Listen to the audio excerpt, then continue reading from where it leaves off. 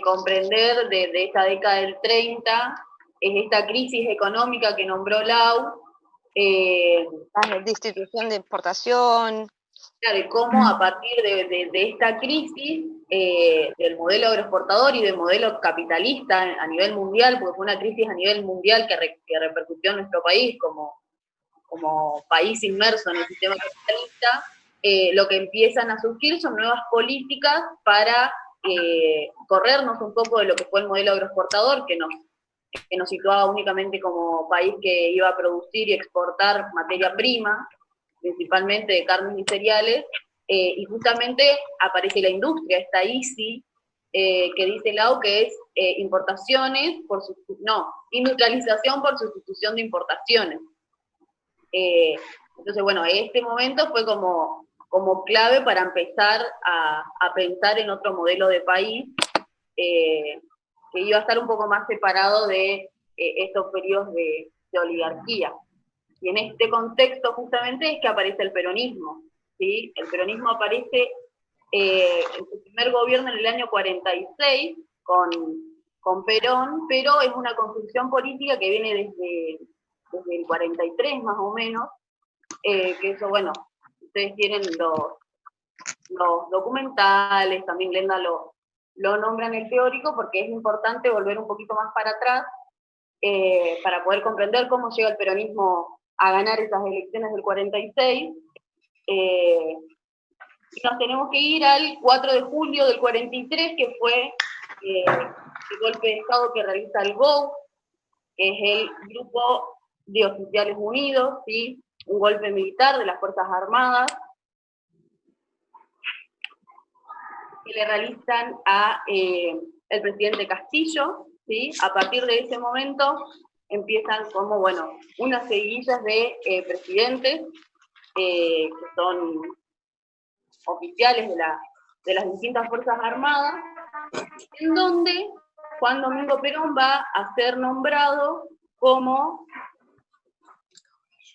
secretario de Trabajo y Previsión, ¿sí? Además de ser el ministro de Guerra y además de ser vicepresidente, él también va a ser secretario de Trabajo y Previsión. Y justamente desde esa área, desde esa secretaría, en donde va a empezar a generar y a promulgar algunos derechos, ¿sí? Muy importantes en este momento, para este sector justamente que venimos hablando, que el radicalismo comienza de cierta manera a nombrar y a tener en cuenta, que es el sector de los trabajadores y de los obreros, que durante toda la historia argentina hasta este momento habían sido totalmente negados y totalmente desplazados de la política y también de los derechos, ¿sí? Recuerden, insisto, que veníamos de gobiernos liberales y oligárquicos, en donde se priorizó siempre un modelo de país en donde no había puestos de trabajo. ¿Por qué digo esto? Porque en un campo, para tener ganado o para cosechar, no se necesitan miles de trabajadores como si lo necesita una fábrica. Se necesitan un par de peones que los tiene el dueño de la estancia, que generalmente están negros, ¿sí? Que no tienen ningún tipo de derecho, que es esclavizado, ¿sí? Y que es el que hace el trabajo. Ahora, toda esa gente que estaba en esas condiciones, en un país donde no tenía oportunidades de nada, como dijo Lau, empieza a migrar hacia Buenos Aires, ¿sí? Hasta a esas grandes urbes, grandes ciudades que se empiezan a formar, y que empieza también a generarse este periodo de industrialización ya en el 30. Ahora, lo que hace Perón en este momento es reconocerle algunos derechos a estos trabajadores, a este sector que había sido totalmente negado, desde la Secretaría de Trabajo y Previsión. Todavía no era presidente. Sí, él empieza a construir poder y empieza a acercarse al sector de los trabajadores desde esta secretaría. Voy a nombrar algunos de los derechos que se amplían durante este periodo de Perón en la Secretaría de Trabajo y Previsión. Se promueve la organización sindical, los convenios colectivos de trabajo, las vacaciones pagas, el régimen de jubilaciones, los seguros por accidentes laborales, los feriados pagos, el aguinaldo o sueldo anual complementario, la ley de despidos, que una de las cosas que incluyó esta ley fue que el trabajador tenga, por ejemplo, derecho a, ¿cómo se dice cuando te echan y te pagan algo? Indemnización. Indemnización. El derecho a esto, a la indemnización, y también el estatuto del peón, que es en ese momento muy importante porque el peón era un trabajador que estaba totalmente invisibilizado, bastardeado y esclavizado. A partir de este momento, con Perón en la Secretaría de Trabajo y Previsión se establecen los derechos en el estatuto del peón. Bien, entonces, en este clima de venir de gobierno y de una política para unos pocos, aparece un sujeto político que es Perón, que empieza a reconocerle estos derechos a los sectores más vulnerables. Entonces, lógicamente, como suele suceder, empezaron los sectores más poderosos de poder a criticar a Perón y a tildarlo de fascista, y otros sectores a tildarlo de populista. ¿Qué significa que sea populista? Que bueno, que hace todo eso en realidad para tener poder y perpetuarse en el poder o tener algo a cambio a base del poder que está obteniendo por esta ampliación de derechos. Es decir, la creencia de que un político no puede hacer algo bueno por un sector de la sociedad si no es para beneficiarse a sí mismo. Digo, esta era la lógica que funcionaba en ese momento.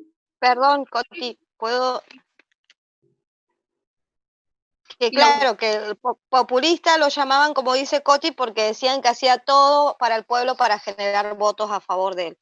Eso es lo que hasta el día de hoy se llama a los gobiernos populistas. Cuando dicen sos gobierno populista es porque dicen que trabajan solamente para las elecciones, o sea, para generar votos. Eso nada más. Claro, o sea, no hay una convicción de fondo de decir, yo creo como político que los saldos se merecen las vacaciones pagas. Digo, no hay, parece que no hay una convicción, sino que hay como mero interés electoral.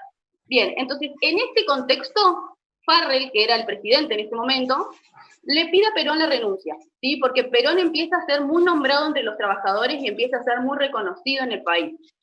¿Sí? Imagínense la cantidad de derechos que fueron negados eternamente, que ahora venga un tipo y te los dé, ¿no? Perón era muy famoso porque además de esto, él salía a hablar en la radio, que fue el primer momento que empiezan a ver radio, y Perón daba algunos discursos por ahí donde les hablaba a sus trabajadores y les comentaba este tipo de derechos. Se empieza a correr la bola y empiezan a ser muy conocidas estas políticas y muy conocido Perón. Entonces, el presidente le pide la renuncia. Ahora bien, esto fue en el año 45. Perón le dice, bueno, yo voy a renunciar. Está bien, general, yo renuncio.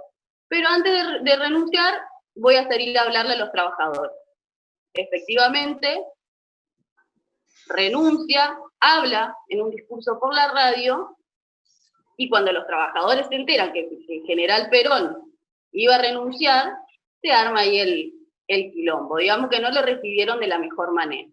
Entonces, Farrell lo exilia a Perón, lo mete preso en la isla Martín García. Entonces ahora estaba el general exiliado, preso, y los trabajadores en este momento se empiezan a organizar y se empiezan a preguntar por qué el general estaba preso. Es así que surge un evento histórico en lo que es la historia argentina, que es el 17 de octubre del 45, que es cuando este grupo de trabajadores en Buenos Aires, pero también en otros sectores, en otras provincias del país, como Tucumán, Córdoba, Salta, se empezaron a juntar, ¿sí?, en los centros de cada ciudad. En Buenos Aires fue enfrente de la Casa de Gobierno, para pedir que vuelva el general. El 17 de octubre en Buenos Aires fue uno de los primeros, una gran marcha, digamos, enfrente de la Casa de Gobierno, donde llegaran los trabajadores de todos lados, los cabecitas negras, como se lo decían, ¿no? Los trabajadores, los obreros, los pobres, también los sectores más antiperonistas en ese momento le llamaron el aluvión zoológico, ¿sí? Que es como una masa de animales que empezaron a llegar a la capital, y de ahí también nuestro nombre de la organización, que se llama Aluvión Estudiantil, reivindicando, digamos, ese nombramiento en ese 17 de octubre, que estuvieron toda la tarde afuera de la Casa de Gobierno pidiendo que vuelva Perón. Perón, desde la isla Martín García, se entera de esto y se hace pasar por enfermo para que lo lleven a Buenos Aires ese día. Entonces, Perón lo llevan a Buenos Aires, al hospital militar, donde Farrell se acerca a tener una reunión con él y le dice, bueno, Perón, ¿qué vamos a hacer? Perón le dice, Farrell, lo que hay que hacer es llamar elecciones. ¿Sí? Acuérdense que estábamos en un golpe de Estado.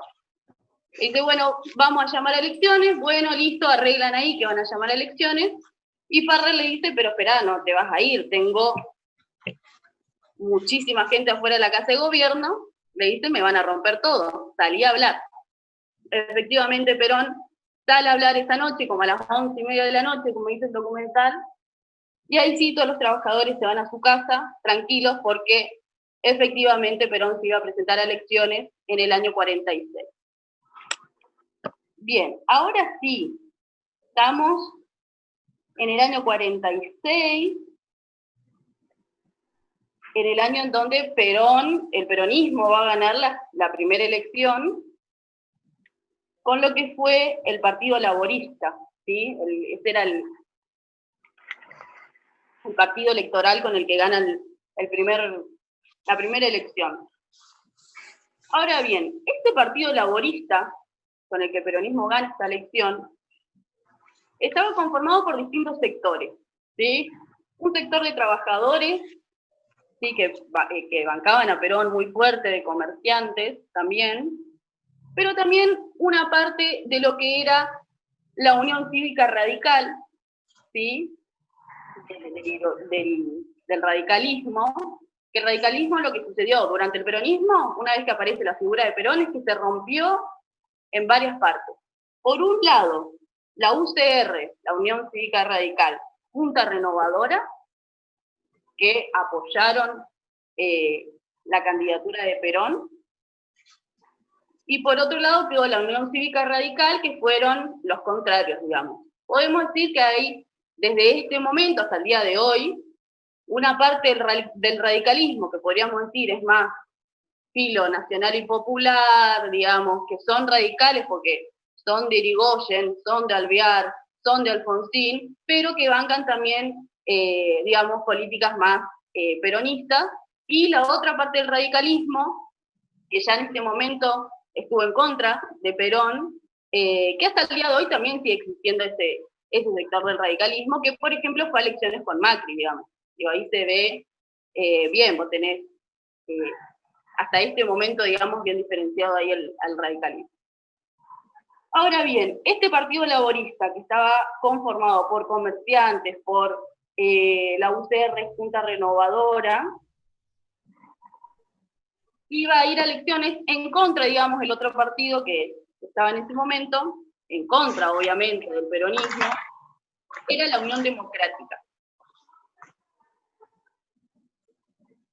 Esta Unión Democrática, este partido, estaba conformada por el sector de radicales que estaba en contra de Perón y el Partido Socialista.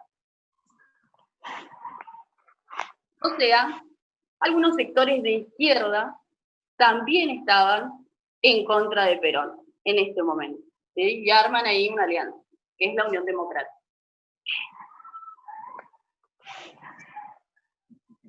Ahora, el documental a ustedes les va a hablar de un tal Braden. Braden fue el embajador de Estados Unidos previo a estas elecciones del 46 que estaba en Argentina. Braden, embajador de Estados Unidos, significaba, digamos, el imperialismo en su máxima expresión, ¿sí? Este GO y este Partido Laborista y lo que va a ser el peronismo se van a posicionar firmemente como anti-imperialistas, ¿sí? antiimperialistas, anticomunistas, antiliberales. Digamos, venimos hablando de, recuerden la encíclica papal la Rerum Novarum, que planteaba esta idea entre poder construir la política no desde lo más, digamos, desde lo más liberal, pero tampoco de una izquierda radicalizada, como puede ser, por ejemplo, el comunismo. Hablamos que en este contexto, por ejemplo, surge el irigoyenismo con el nacionalismo. También lo que es el peronismo se va a posicionar en este medio, en esta tercera posición que yo les venía hablando, bueno, con este antiimperialismo, que significa justamente que ningún país, a ver, ¿saben lo que es el imperialismo primero o lo escucharon hablar?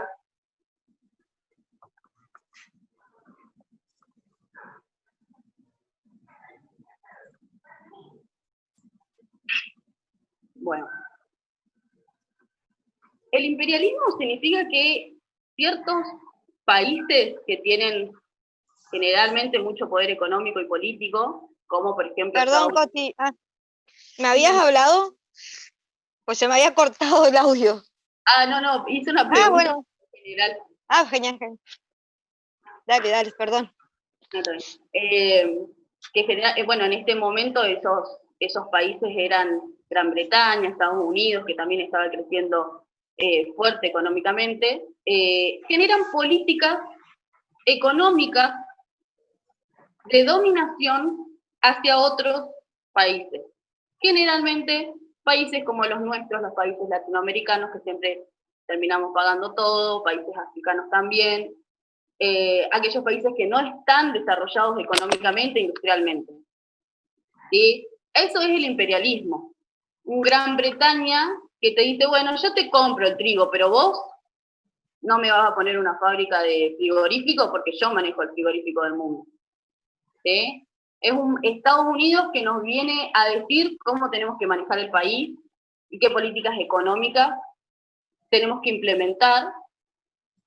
Eso es el imperialismo, cuando otro país económicamente te está dominando, ¿sí? Porque hay un interés. Y estos países siempre están, obviamente, en ventaja, ¿no? Entonces, el peronismo, y también previamente lo que fue el GO, que es este grupo de oficiales unidos... O también, perdón, o también digo, para que tengan en cuenta, fíjense cómo el Fondo Monetario, por prestar dinero también, siempre pone normas que debemos acatar. Lo traigo a colación de lo que dice Cotis. Siempre te dan, pero a cambio de algo. Y Latinoamérica, por ser un poco menos industrializado, siempre estamos un poco más atrasados en educación y en otros aspectos. Entonces, por eso estas grandes incorporaciones siempre quieren sacar provecho de lo poquito que nosotros podamos llegar a arreglar con ellos. Era como otro ejemplo también para que puedan discernir. Es que justamente me parece que este tipo de ejemplos son re valiosos porque si de algo nos tiene que servir la historia... Acercan. Claro. Los acercan más a la realidad, más que los textos, digamos. Pero justamente la historia me parece que tiene que servir para ver de dónde venimos y para poder comprender eso y no volver a repetir algunas cosas, o al menos saber que ya pasaron o de dónde vienen algunas discusiones. Pero es nuestra herramienta para poder transformar las realidades del presente, ¿sí? Y no volver a cometer algunas equivocaciones en la medida de lo posible, ¿no?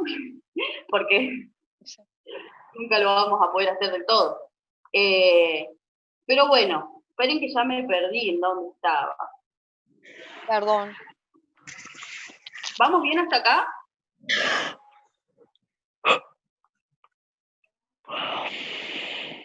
Bueno, pero en líneas generales, esto, el Partido Laborista, que es el partido con el que se presenta el peronismo en su primera elección, va a plantear esta tercera posición, digamos, ni liberales ni comunistas, peronistas. Esa es lisa y llanamente la propuesta. Ahora bien, gana entonces esta fórmula del Partido Laborista, Perón Quijano era el vicepresidente, con el 55% de los votos. en el año 46, y a partir de ahora sí hablamos de este gobierno peronista propiamente dicho, en donde más que un partido político, y esto ustedes lo tienen que entender, el peronismo más que un partido político es un movimiento ideológico, ¿sí? Usan las elecciones como medio para cumplir este ideal que plantea la doctrina justicialista y el movimiento justicialista. ¿Cuáles son las banderas del justicialismo? Soberanía política, independencia económica y justicia social. Fíjense, venimos de años de oligarquía, de liberalismo, de crisis, que a partir de ahora hay un proyecto de país que nos está planteando ser independiente económicamente, es decir, que no venga más Gran Bretaña a decirnos qué podemos vender y qué podemos fabricar en el país, que no venga más Estados Unidos a decirnos qué políticas económicas tenemos que implementar, tener nuestra propia industria, porque si nosotros dependemos de Gran Bretaña y de Estados Unidos para todo, nunca vamos a poder ser soberanos. ¿Se entiende? Entonces está planteando independencia económica, soberanía política. La soberanía política tiene que ver con poder tomar las decisiones que yo quiero. Si yo soy independiente en lo económico, voy a poder decidir lo que yo quiera políticamente. ¿Sí? Yo siempre lo pongo en los mismos términos, porque es un ejemplo que a mí me sirvió y me sirve mucho para poder comprender estas tres consignas del peronismo. Una mujer que vive en su casa con un marido, con un hombre que la golpea, y que se quiere ir y no puede porque no tiene trabajo, porque no estudió, porque no tuvo la oportunidad, para poder tomar la decisión de irse, primero tiene que ser independiente económicamente. Fíjense la importancia. Una vez que somos independientes económicamente, podemos tomar la decisión, podemos tener la soberanía política de elegir irnos. Y ahí, cuando somos independientemente económicos, y cuando tenemos soberanía política, podemos pensar en justicia social, que es la última bandera, la justicia social. ¿Sí? Justicia social. Ser justo socialmente. Que todos tengan lo que se merecen.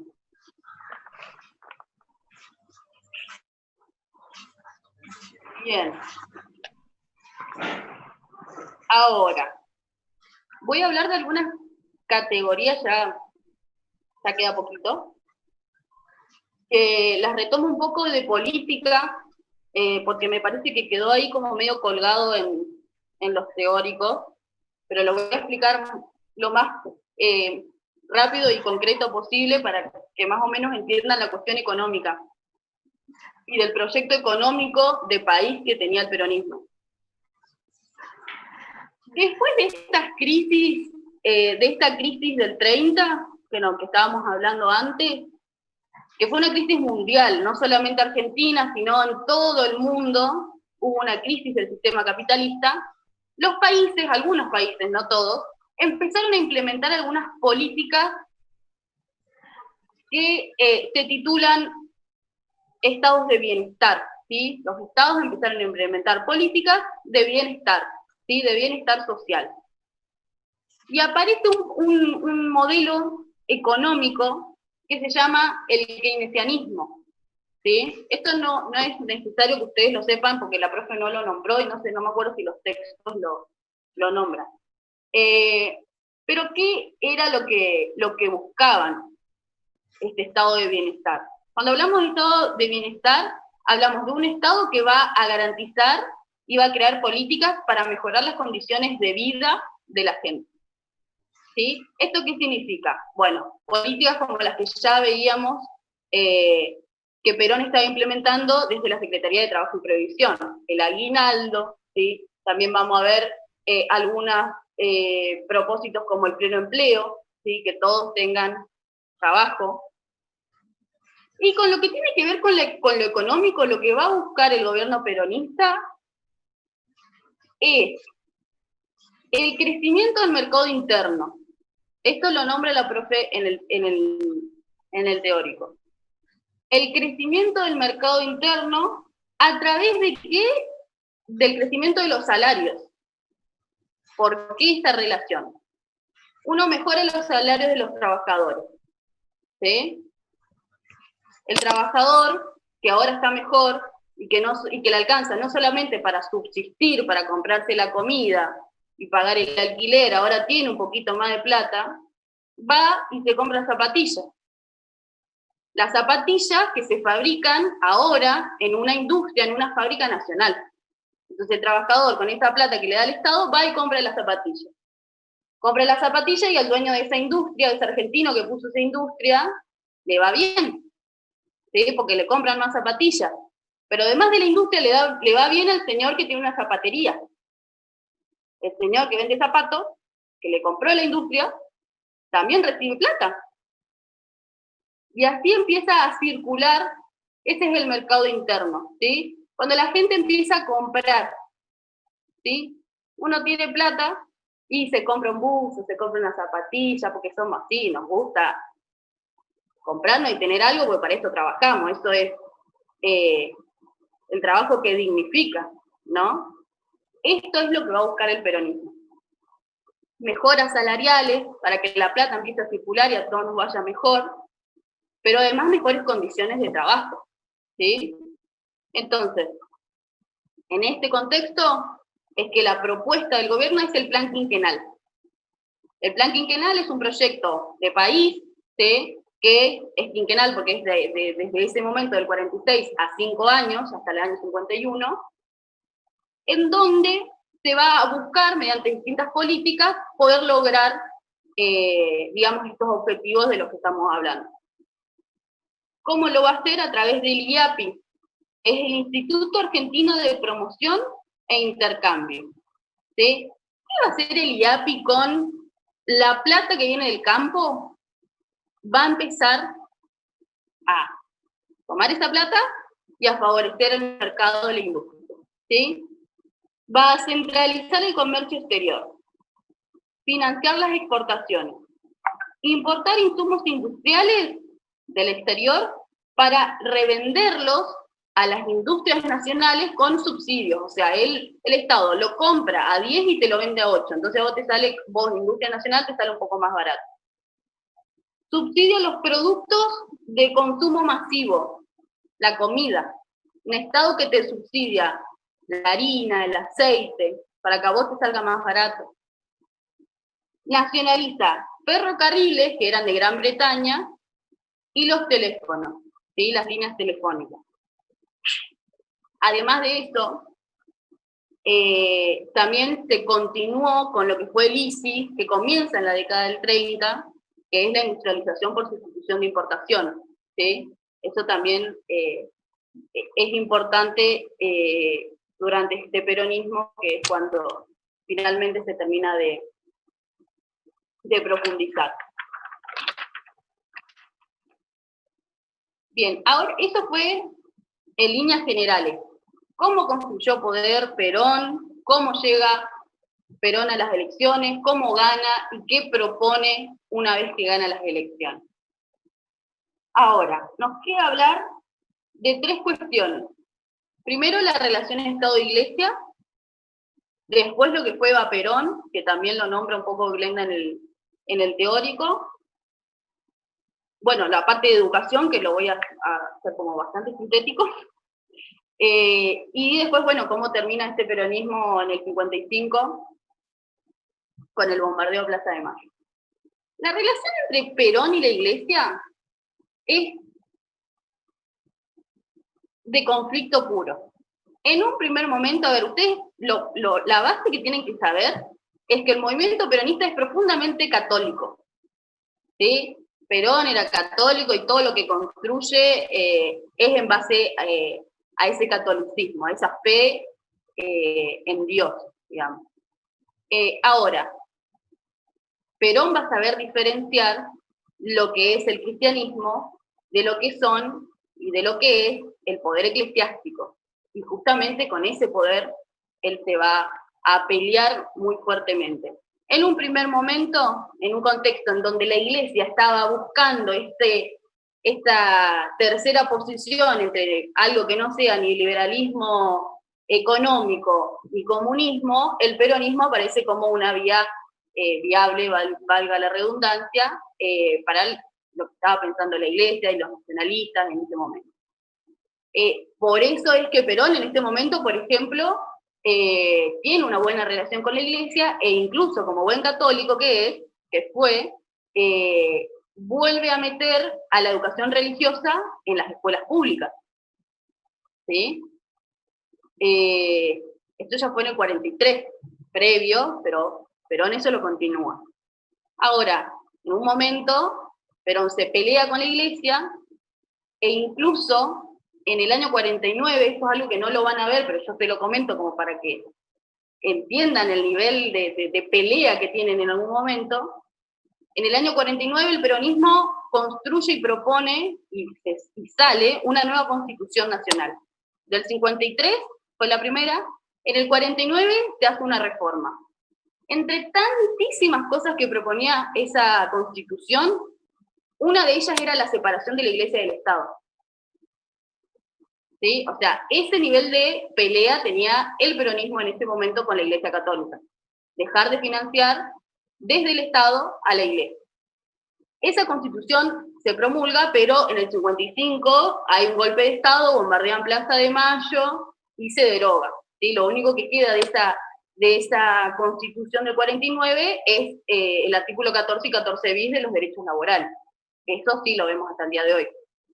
Pero para que se den una idea, digamos, en este momento. Además de esto, se trabaja en este momento la promulgación de la ley de divorcio, que también era un golpe a la Iglesia, que hasta el día de hoy sigue defendiendo la familia como institución troncal de la sociedad, digamos, ¿no? Bien, ahora,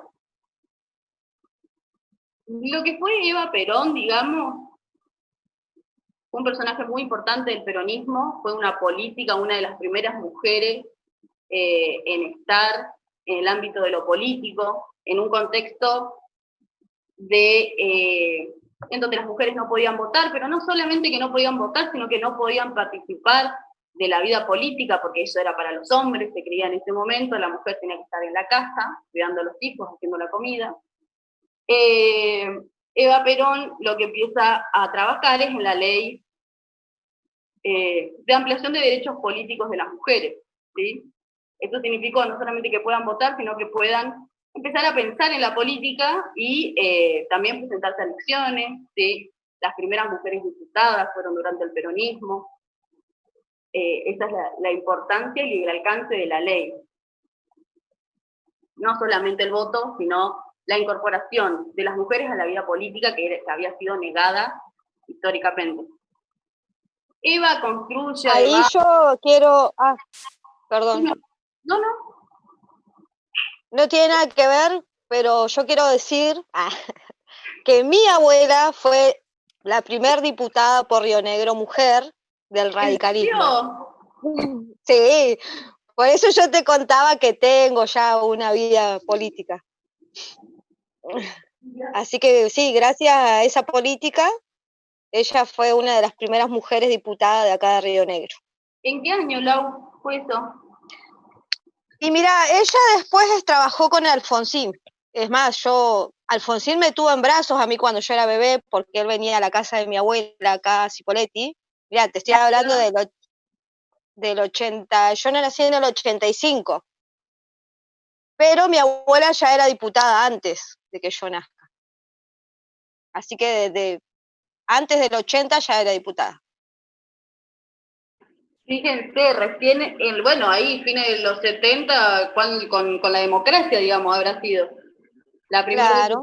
Río Negro mujer. Incluso nosotros tenemos muchas malas experiencias con el peronismo, no voy a generalizar, pero mi viejo me contó que él con sus hermanos iban a la escuela primaria 131 de acá de Cipolletti, y ellos tenían que ir con custodia y no podían salir a los recreos porque mi abuela era radical y los peronistas de ese momento la tenían amenazada.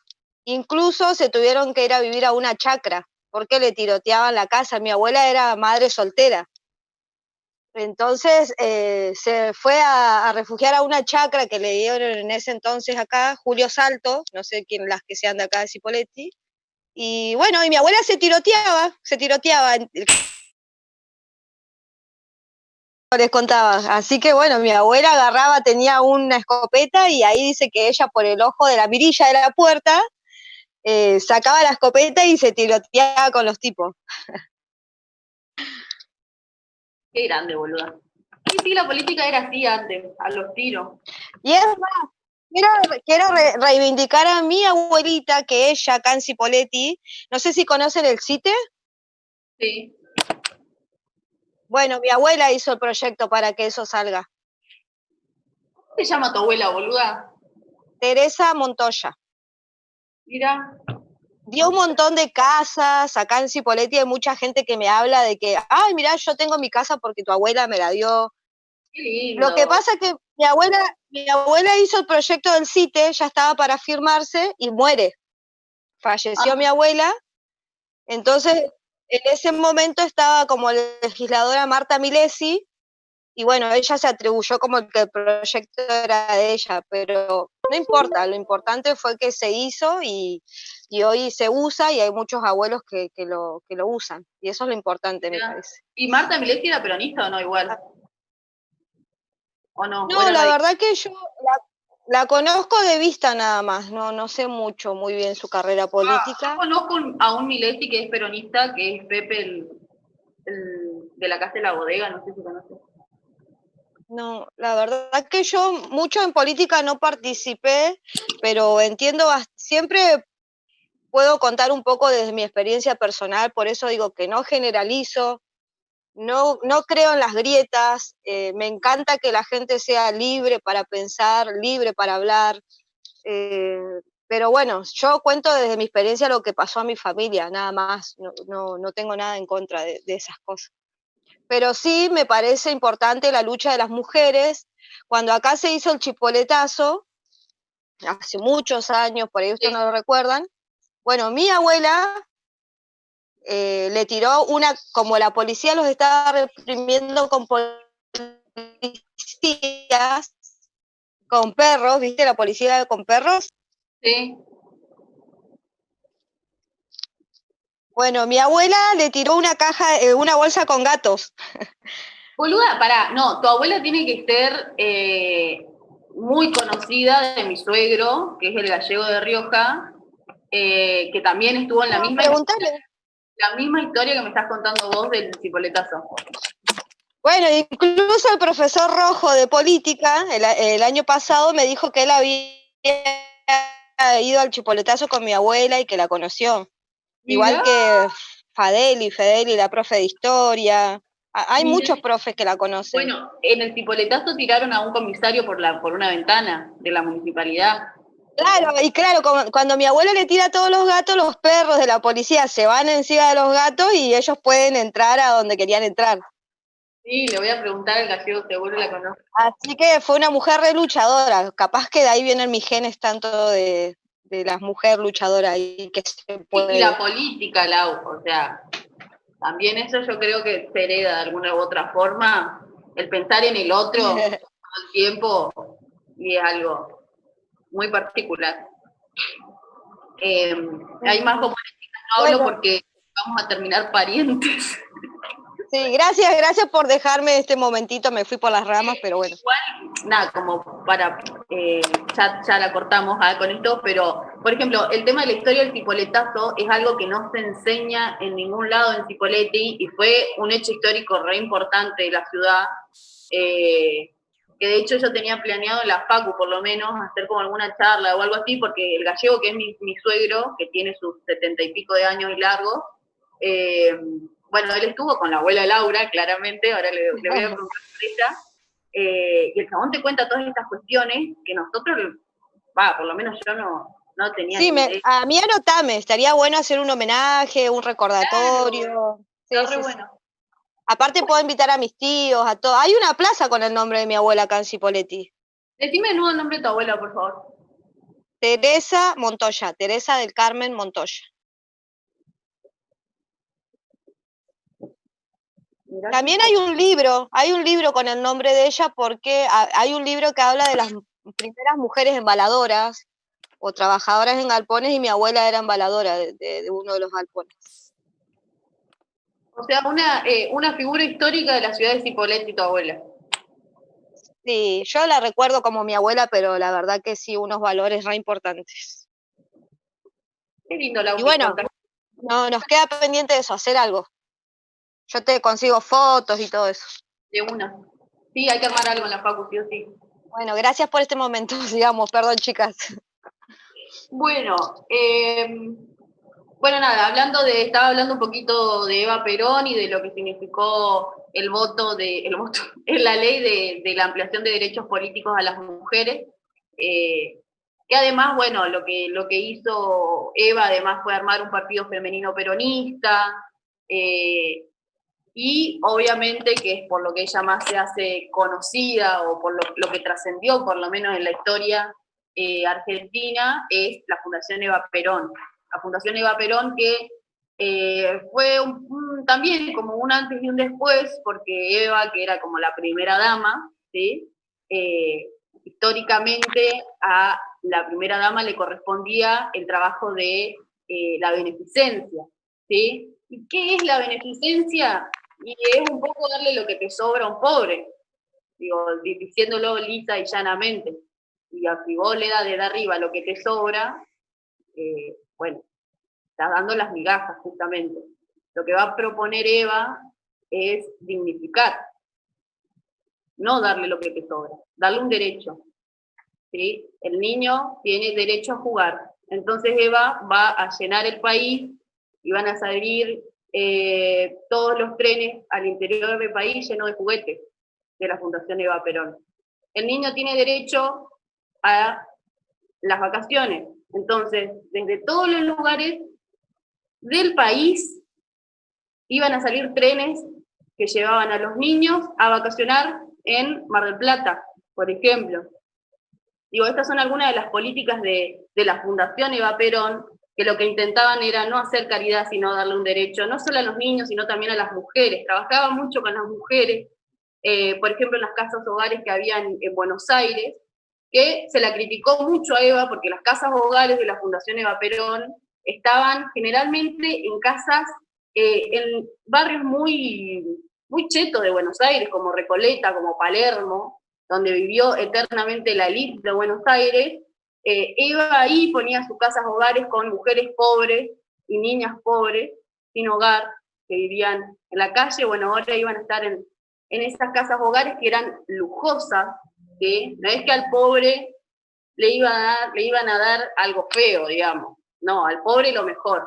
¿Sí? Esta era un poco la idea de la Fundación Eva Perón, que también, bueno, es importante como para traerla a Eva, porque fue una actriz muy importante dentro de lo que fue el movimiento peronista. Eva muere con 32 años, muy joven, pero dejó muchísimo. Nos dejó muchísimo como mujeres. Y bueno, para quienes somos peronistas es como una bandera que levantamos con mucho orgullo. Yo voy a girar un poquito la cámara y les voy a mostrar que tengo a Evita ahí arriba. Bien, bueno, ahora sí, vamos a hablar un poquito de educación. Yo no me detuve muchísimo a puntualizar cada escuela técnica o cada nada, porque Glenda hace un teórico entero de eso, y sé que ustedes lo desgrabaron, así que eso nada, es textualmente lo que dice Glenda y lo que le van a decir los textos. Pero sí, para más o menos en líneas generales, en cuestión de educación, lo que sucede durante el peronismo es que se retoma un poco el discurso de instrucción pública, ¿sí? De la ley 1420, de la educación popular, ¿sí? De este sujeto pueblo que tiene que ser educado.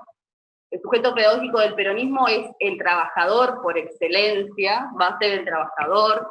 La educación va a buscar formar al trabajador para este nuevo proyecto de país industrializado, ¿sí? Entonces, la educación va a estar muy vinculada a este proyecto de industria, ¿sí? Entonces se va a buscar perfeccionar a los trabajadores, a los jóvenes, para que trabajen en la industria. ¿Sí? Se va a buscar mano de obra calificada para la industria. Tal es así esto que la CENAOP, que es la comisión, de que no me acuerdo la sigla, pero la CENAOP, que organizaba todas estas escuelas industriales y demás, va a estar a cargo de la Secretaría de Trabajo de la Nación. ¿Sí? Digamos, la educación en este momento va a ser pensada para la formación de los jóvenes y adultos en el trabajo, ¿sí? Para las fábricas. Se necesitaba gente que sepa manejar las máquinas, ingenieros, ¿sí? En este momento.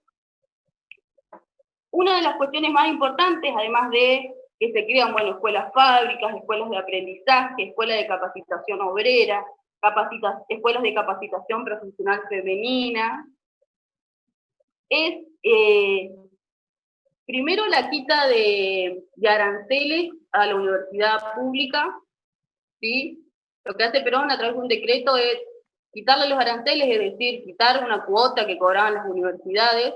Recuerden que hasta la reforma del 18 se habían logrado un montón de cosas, pero yo les había dicho, lo único que no se logra en esta reforma, que los estudiantes la piden, pero que no se consigue, es que la universidad sea gratis. Bueno, durante el peronismo, digamos, el peronismo fue el primer gobierno, y el único, porque después de eso no se retrocedió, que le quita la cuota, le quita los aranceles a la universidad, porque entendían que, bueno, para que los trabajadores y los obreros puedan entrar a la universidad, lo mínimo que, o sea, el único requerimiento tenía que ser necesariamente que no cobren nada, ¿sí? Porque nosotros, recuerden que venimos de una historia de la universidad, en donde la universidad forma la elite, ¿sí? También como que estimula. Los estimulaban a estudiar, porque vos, fíjate que en esta época del 30 yo les contaba que terminaban el primario y ya se ponían a trabajar, no importaba si egresaban, si hacían el secundario, si hacían la universidad. Acá vemos cómo en el peronismo sí reivindican los estudios y bueno, uno de los beneficios fue ese, que la educación sea gratuita, que puedan ellos estudiar y ser capacitados para el trabajo de este nuevo país, ¿no? Para que se formen, pero es re importante tener una educación gratuita. Así que eso está bien. Justo que estamos hablando de estas dos unidades, ustedes vean cómo en la anterior no se le daba importancia, lo único que querían era que laburen, que hagan fábrica, que hagan edificio, y no se le daba importancia si estudiaron, si eran técnicos, si eran egresados o no. Sin embargo, acá se le da un poco de importancia a la educación, está bueno lo que dice Coti. Para mí es como que es una incentivación a que puedan seguir estudiando, eso, para mí. Claro, que pueda entrar cualquiera, el que quiera que pueda entrar a la universidad, digamos, que deje de ser el lugar donde se forma la gente que tiene plata únicamente. Hay un discurso de Perón que es recortito, que antes nos lo daban a nosotros en historia, o sea, cuando yo lo cursé me acuerdo que lo dieron, que es Perón hablando de la quita de aranceles, en donde dice, donde antes estaba lleno de oligarcas, ahora está el pueblo. ¿Sí? Ese era el motivo. ¿Sí? El peronismo, su enemigo principal es la oligarquía, y eso el peronismo lo pone en claro. ¿Sí? Y la universidad era como el lugar por excelencia en donde se formaba la oligarquía. Ahora Perón va a decir, le quito los aranceles para que la universidad se llene de pueblo. Además del acceso a las universidades y a las instituciones públicas que ya existían, lo que se crea en el año 48 es la Universidad Obrera, ¿sí? Que yo me quedo ahí sí con algo que dijo la profesora, no la conozco, que dio el teórico de la Universidad Obrera. Ahí en los teóricos hay un teórico que lo da una chica que no sé quién es, que habla de la Universidad Obrera, y ella termina diciendo... No lo vi, perdón, así que te escucho. Por eso te cuento. Ella termina diciendo que lo que más le llamó la atención cuando estudió por primera vez, la educación durante el peronismo, fue que se encuentre la palabra obrero al lado de universidad. Porque hasta ese momento eran dos polos opuestos. Por un lado, la universidad, los universitarios, y por otro lado los trabajadores. Por esto, la Universidad Obrera fue como un antes y un después. Es una universidad para que estudien ahí los trabajadores de estas fábricas, ¿sí? Donde no iban a estudiar solamente lo que eran las cuestiones, digamos, prácticas, sino también que había estudios de filosofía, digamos, un poco más intelectuales. Igualmente, más allá de esto, ustedes tienen que saber, y no podemos ser ingenuas en esto, que el peronismo se sigue peleando eternamente con la universidad, ¿sí? Por más de las políticas que implementa el peronismo en este momento, siguen siendo los universitarios un sector que eran profundamente antiperonistas, y Perón eso lo sabía. De hecho, hay una consigna de los militantes peronistas de ese momento que era haga patria, mate un universitario. O sea, estaban totalmente peleados con la universidad, pero bueno, es importante, digamos, que ustedes sepan lo de la picada de aranceles y la Universidad Obrera. Bien, igual escuchen el teórico de Glenda, porque soy muy sintética. Bueno, como para terminar esta parte, y no, ya nos despedimos. Esta es la última parte. Yo no. Bueno, Perón, digamos, termina estos dos primeros gobiernos con un golpe de Estado que le hacen, ¿sí? Los grupos concentrados de poder nuevamente, la Iglesia Católica principalmente, que vimos que estaba peleada con el peronismo, realizan un bombardeo en Plaza de Mayo en el año 55, cuando Perón estaba gobernando, digamos. Bombardean Plaza de Mayo con aviones que decían Cristo vence, y murieron ahí personas que no tenían absolutamente nada que ver ni con el peronismo, ni con nada que tenga que ver con esa busca de intereses que había. Murió gente que estaba caminando, que estaba trabajando, que justo estaba ahí. Fue una masacre terrible.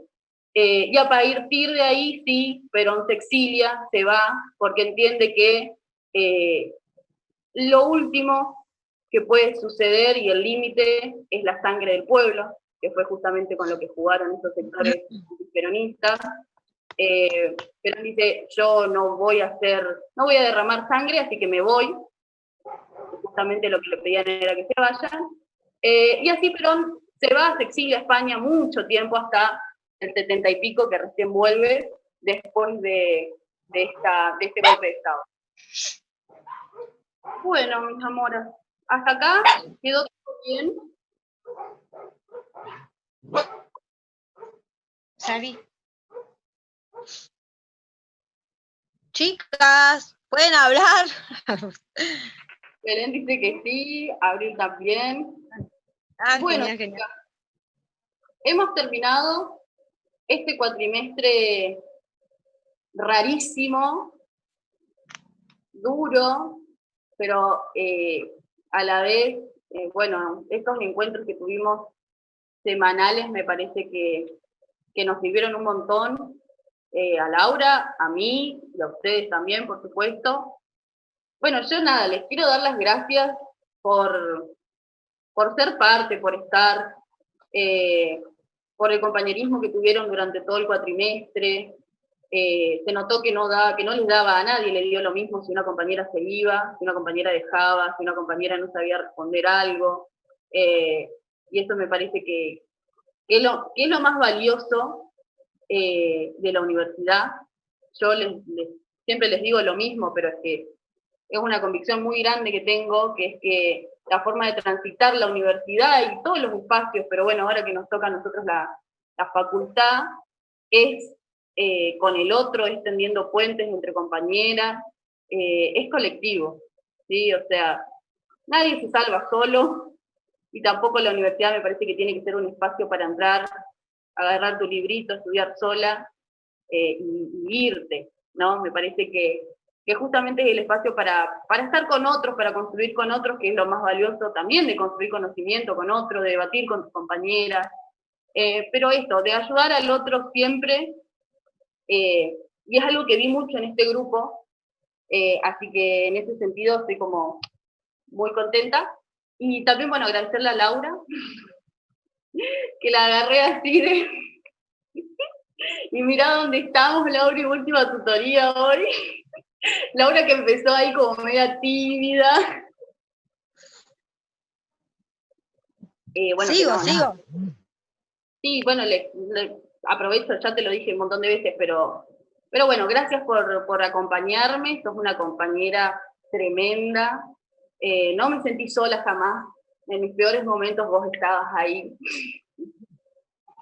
Así que bueno, gracias Lauri por sumarte a esto, por sumarte a la tutoría. En serio. Bueno, yo también voy a agradecerte, te agradezco a vos primero por haberme hecho parte de las tutorías, porque si no yo nunca se me hubiese imaginado. También por acompañarme, porque si vos no hubieses estado, yo capaz no me animaba a hacerla, así que siempre que terminábamos las tutorías les cuento que Coti me mandaba un mensajito, bien, Lau, estuviste bien, o vamos que va a salir así, asá. Así que bueno, eso, en cuanto a eso, el compañerismo me encantó. Y también quiero que sepan que para mí es re gratificante saber, a pesar de mi poca experiencia, porque yo estoy en segundo año recién, re gratificante para mí que hayan podido regularizar la materia, que se hayan ayudado entre ustedes, y nada, decirles que esto sea un punto de partida, que por más que las tutorías terminan hoy acá, pero que ustedes sigan siendo solidarias, que siempre le enseñen a la compañera de al lado, como dice Coti, que esto es algo colectivo, que no es una competencia, que todas nos queremos recibir, que es importante ayudarse entre todas. Así que no tengo más palabras para que agradecerle por la paciencia, por mi poca experiencia, aún así siempre me respetaron, estaban ahí en silencio, escuchando. Y bueno, gracias a Aluvión, yo no soy del centro de estudiantes de Aluvión, pero conozco a los chicos, Coti me ha incluido, me han ayudado mucho, me han ayudado mucho, muchísimo, personalmente, así que nada, estoy un poco como todos angustiada porque era un lindo encuentro saber el jueves tenemos la tutoría. Pero bueno, recordarles eso, que no olviden lo que aprendieron acá, que sigan siendo solidarias, que le sigan enseñando a su compañera de al lado a que sea buena compañera, qué sé yo, por más que te toque una compañera mala onda, no dejes, y creo que tanto Coti como yo estamos de acuerdo que en cualquier duda que podamos ayudarla, ya sea de otra materia, o necesiten algo, nos pueden escribir o escríbanle a Coti por el tema del centro de estudiantes si necesitan algo más académico. O sea, terminamos las tutorías, pero tienen nuestros teléfonos y pueden hablarnos cuando quieran, así que yo les agradezco a todas y nada, no sé, las quiero un montón y bueno, ojalá pronto podamos vernos, conocernos las caras. Armate con factura. Y ahí nos tienen que dar todos los regalos que prometieron, porque no me olvido. Todos los vinos que me prometieron.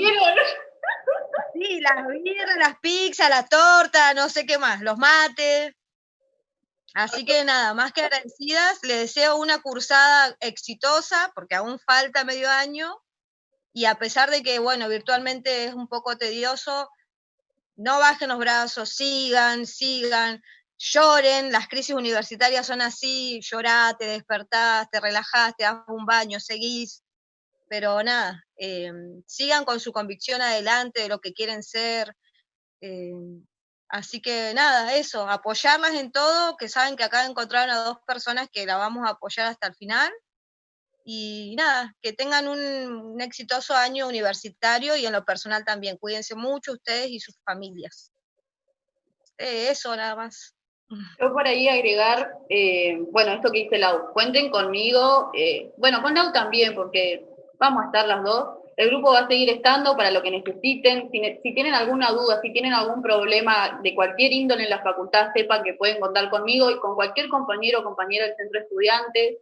En ese sentido, nada, les pido que cualquier problema o algo que necesiten, que por favor nos avisen, que nosotros estamos para eso, y también invitarlas, nada, que si se quieren sumar a participar del centro de estudiantes también están invitadas, ¿sí? El centro de estudiantes es de todos y de todas, ¿sí? Es el centro de los y las estudiantes, y por ende ustedes también pueden ser parte en lo que quieran, en lo que puedan. Fíjense cómo Lau se sumó este cuatrimestre a dar las tutorías, digo, desde distintos lugares todos y todas podemos ayudar de alguna manera al otro, que es lo que nos moviliza, que es el ayudar al otro, y decirles que ahora a partir del receso y bueno, el cuatrimestre que viene, desde el centro vamos a seguir trabajando en lo que es el cambio de plan de nivel inicial, porque no las quiero asustar a las ingresantes, pero no sé si ustedes sabían que nuestra carrera es de pregrado. Eso significa que no es como primaria, por ejemplo, que es una carrera de grado, ¿sí? Es como una categoría menor que nos trae problemas porque, por ejemplo, no podemos hacer cursos de posgrado. Además de eso, también es una carrera de 3 años en donde ustedes se van a dar cuenta a medida que la vayan transitando que es mucha cantidad de materias en un solo cuatrimestre, mucha cantidad de carga horaria, ¿sí? Lo que hace muy difícil que podamos mantenernos y continuar en la carrera, ¿sí? Esto lo hablo siempre. Competir, también eso también nos deja un poco más bajo para competir, como ser en Neuquén, está la misma carrera, pero es de grado, o sea que una estudiante que egresa de ahí siempre va a tener más posibilidades que nosotras que estamos haciendo la misma carrera, pero es de pregrado, o sea que también nos perjudica a la hora de competir contra otra egresada por un mismo puesto laboral. Así que bueno, un poco la propuesta desde el centro es invitarlas a participar, de pensar este nuevo plan de estudio que va a ser de todas y de todos, así que es re importante que se metan, digamos, como estudiantes, las que sean de inicial, a debatir esto. Y bueno, nada, gracias chicas, y seguimos en contacto igual. Y no sé si alguna quiere hablar, dejémosle, no sé si alguna se anima a quiere hablar, antes que nos despidamos. Muchas gracias, chicas. Muchas gracias. Bueno, mejor, así hablamos todas sin estar grabadas.